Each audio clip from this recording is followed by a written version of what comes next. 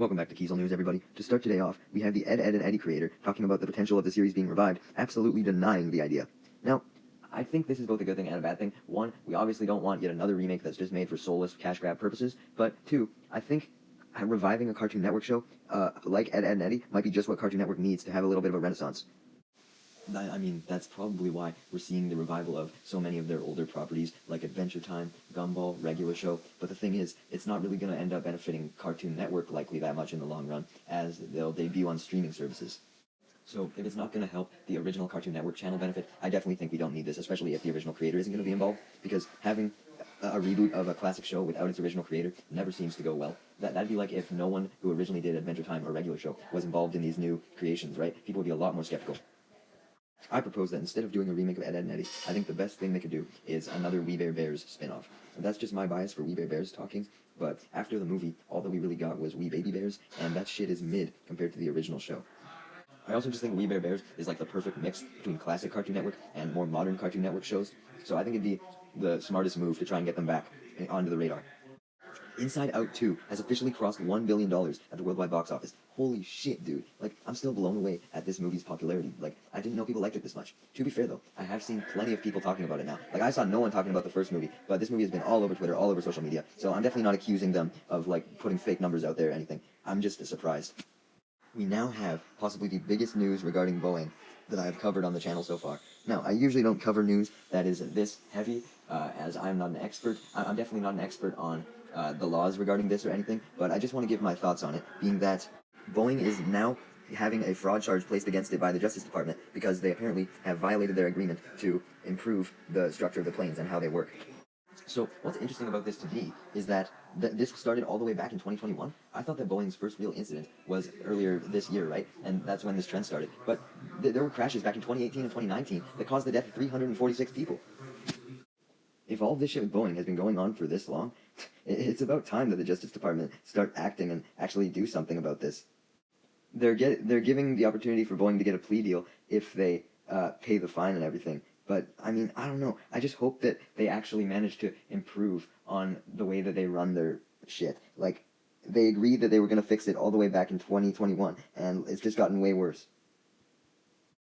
Next up, people are apparently paying $150,000 so that they can grow taller, and they're losing the ability to walk as a result of this. Now, I have some personal stake in this story, as if you've seen my video on cerebral palsy, you know that I myself cannot walk. So the fact that people are willingly putting themselves in that position is fucking mind-boggling to me. And they're doing it all because of the short king culture. Like, that's why we need to hype up our short kings, guys. It's important. Otherwise, they're going to result to shit like this that they're obviously going to regret. You can't tell me that this isn't an instant regret scenario for 90% of the people who endure this. It's like those people who are insecure about their dick size, and then they go through some dick enlargement surgery, and it ends up giving them fucking like 50 STDs, and their dick ends up falling off. But to get back on the serious note, like, with me having cerebral palsy, man, like, one of my biggest wishes is just to walk like a normal person, right? Not having to have these limitations. And don't get me wrong, I get by fine. There's plenty of people who have it worse. But the fact that people are willing to just take walking entirely for granted and just axe it off literally, like it's not important to them or they don't utilize it, and fucking give me your legs then, bitch. Mrbeast is once again being called out for helping people. He recently just uploaded a video where he built 100 homes in African countries. This should obviously be seen as a universal good thing to every single person. But just like every single other controversy that he's had when he does a good thing, there's people here that just make absolutely no sense whatsoever. We have someone who is saying that Mrbeast is essentially being racist by helping people as a white person. Like, their logic makes absolutely zero sense whatsoever.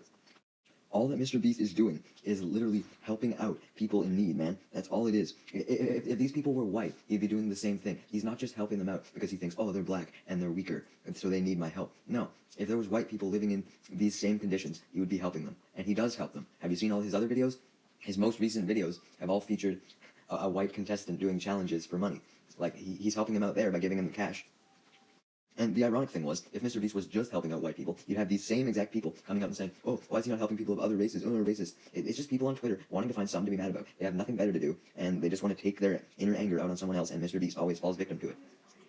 At least the racism one is a new complaint. We haven't really seen that on any of the previous Mrbeast hate episodes, but people are still doing the same exact complaint that they've done for all the other ones, which is that Mrbeast shouldn't be doing this, and he should be leaving it up to the government instead of filming it and profiting off of it. But they still don't understand that he needs to film and profit off of it so that he can continue doing this and continue helping people. Like, there's not much more I can add here. We all know this, aside from these fucks on Twitter.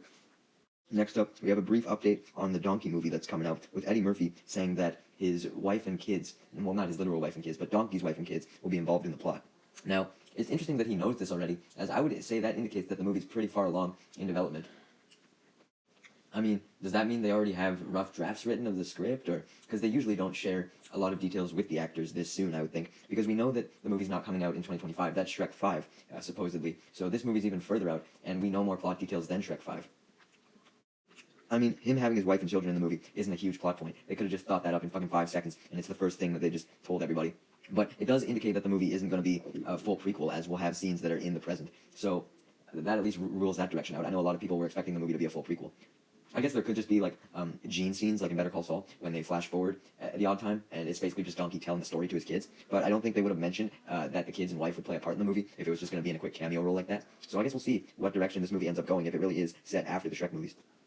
Next, I don't have much to say here, but I would like to quickly address the movie Longlegs. From the trailers I've seen, for a movie featuring occult clues, it doesn't look like they're utilizing a lot of CGI, especially for all of the occult shit, and I think everything looks a lot more practical than a movie that you'd usually see in this genre.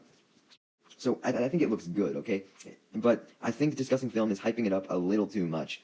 They're bragging that it's at 100% on Rotten Tomatoes, which, okay, yeah, it is, but there's 11 reviews. That means just 11 people think that it's a good movie. And contrary to popular belief, if you didn't know with Rotten Tomatoes, it doesn't mean that all 11 people gave it 100% either. It just means that 100% of people gave it a positive score. So it really doesn't mean much. But I guess I can't really blame Discussing Film for wanting to hype up this, as it's rare nowadays, it seems, that a regular-ass horror movie gets put into theaters, right? You just see blockbusters and shit. So they're probably just extra happy that it actually got into theaters. And I mean, hey, maybe it will be good after all. Next up, I think we have some very interesting stats regarding Nintendo that's not actually related to their games, but rather their payment structure. Because apparently, they pay Miyamoto $1.7 million a year, which is 286 million yen. And the literal president of Nintendo only makes about 500k more than that at 2.2 million or 358 million yen a year. Now, I think this just speaks volumes about Nintendo, if you ask me. Now, obviously, no human needs more than $1.7 million a year. It's not like Miyamoto is sacrificing a lot of profit here. He's still making plenty of money. But in comparison to what some of the other high-ranking members of Microsoft or Sony are making, this is very, very cheap. Like Bobby Kotick of Activision Blizzard was making $154.6 million in 2022. Andrew Paradise of Skills, $103.3 million. Andrew Wilson at EA, $34.7 million. Like, just compare that to Miyamoto.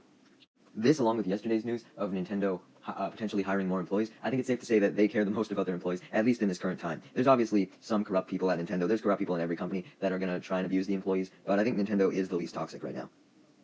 Next up, Oklahoma is officially ordering all public schools that they have to teach the fucking Bible. What did I say? Dude, Tennessee just put in that law where you had to have the 10 Commandments on your wall in the classroom, and now Oklahoma's doing this.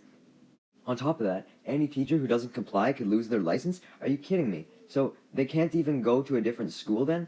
Like, well, what if they're just like, hey, fuck you, Oklahoma, I'm going to a school where I actually have freedom of religion, and then they just continue their teaching career there. So now they can't do that because they'll lose their license?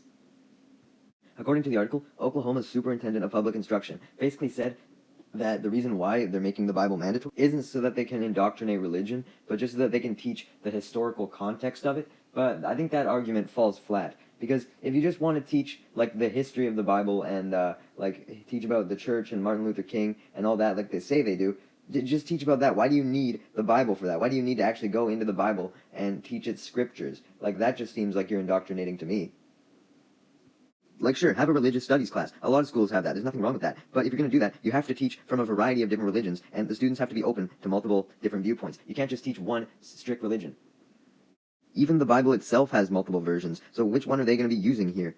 Like, and it'll have to depend on the school in Oklahoma, too. I'm sure they don't all have the same exact copy of the Bible. So I don't fucking know, man. So it started with the 10 Commandments, now reading the Bible. Next thing you know, every child is going to be forced to be baptized or some shit.